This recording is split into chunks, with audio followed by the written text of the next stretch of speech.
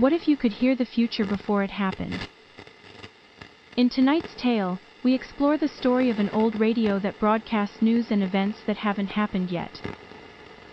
At first, it seems like a glimpse into the unknown, but meddling with destiny comes at a cost. Welcome to Episode 8 of Whispers in the Dark Late Night Tales, and the eerie story of echoes of the future.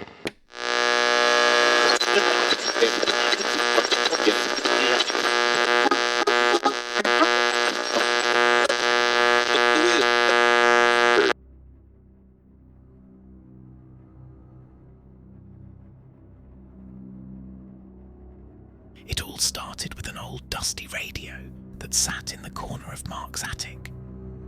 It was a relic from a time long forgotten, its dials worn and the wood chipped with age. No one had touched it for years, but one night, when the static started crackling through the speakers, Mark's curiosity got the best of him.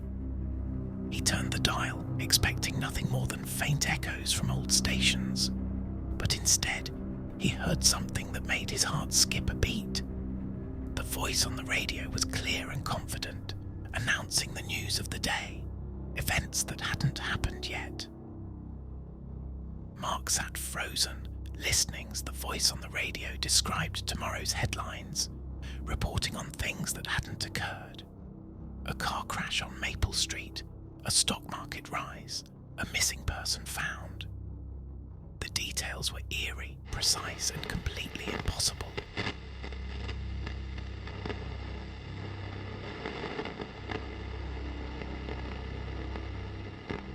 The next day, Mark couldn't shake the feeling of unease as he went about his routine. But when he turned on the evening news, his blood ran cold. The radio had been right. Every event it had broadcasted was now reality. At first, it felt like a strange gift, a glimpse into the future. Mark started tuning into the radio every night, writing down the predictions. The more he listened, the more obsessed he became. He used the information to his advantage, making small bets, avoiding certain streets. It felt like he had control over the unknown. But then, the broadcasts began to change. The predictions became darker, more personal. The voice on the radio started announcing events that weren't just general news. It began to talk about people Mark knew, friends, family, and eventually, him. One night, the voice crackled through the speakers with a chilling announcement. Mark Avery, found dead in his home, victim of a tragic accident. Mark's breath caught in his throat as he stared at the radio, unable to move. It had never mentioned him before, but now it was predicting his death. Mark Avery found dead in his home. Mark tried to turn the radio off, but the dials wouldn't budge. The static grew louder, the voice repeating his fate over and over, as if taunting him. He unplugged the radio, but the voice kept going, whispering his name, his destiny. Panicked, Mark fled the house, his mind racing.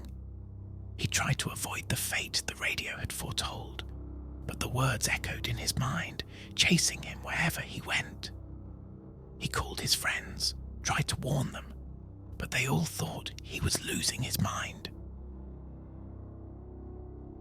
As the days passed, Mark became a prisoner of his own fear, trapped in a future he couldn't escape. No matter what he did, the events unfolded exactly as the radio predicted, as if time itself was closing in around him. One fateful night, Mark found himself back in front of the radio, unable to resist the pull of its haunting whispers. The voice spoke again, calm and clear. "There's no running from fate, Mark. You can hear it, but you can't change it." The room seemed to close in on him, the walls pressing closer as the final broadcast began. Mark Avery found dead in his home. Mark Avery found dead, victim of his own curiosity. Sometimes the future is better left unheard. And then The radio went silent. The house felt colder, emptier, as if something had shifted in the air. Mark's fate had been sealed the moment he tuned in.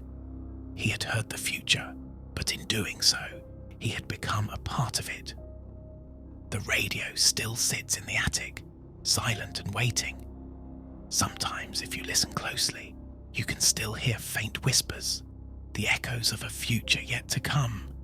But be warned, once you hear your destiny, there's no turning back.